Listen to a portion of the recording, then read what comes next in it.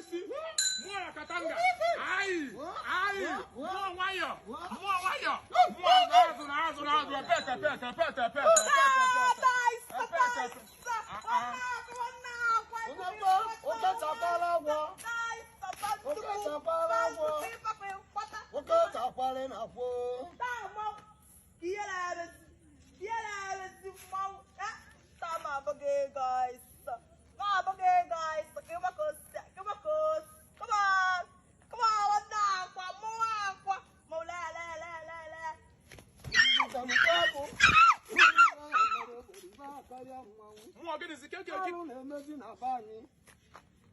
N'anya ka m gwa okwu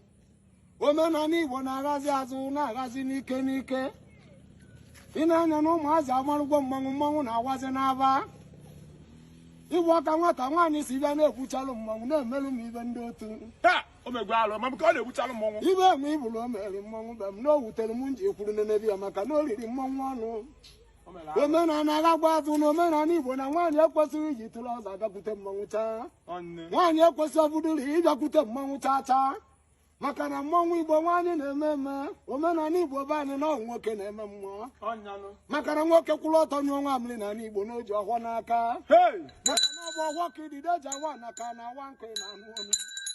n'elu anya na mma na ọ bụ nwaanyị nwụrụ ibe mere mmụọ mana ị na-eru anya ọgwụ mana nwaanyị na-agba ngada anyụ nwa mmiri ọkwa ịmalụ gwa amalụ ịma na ihe ọbụla gbalụ ngada ihe ọhụọ n'aka na ọhụọ na-adịzi ilechaa mana ka m jiri mechaa anya mara na aka ọbụla ji ọhụọ nya ya emesi mmanwụ ike ịma na ọrụ Igbo be anyị na nwaanyị anaghị ama nzu kama nwaanyị awụọ nzu awụọ mana omenala Igbo ahagbuo nini onye ọgwụ fụtazie nwaanyị amawazie nzu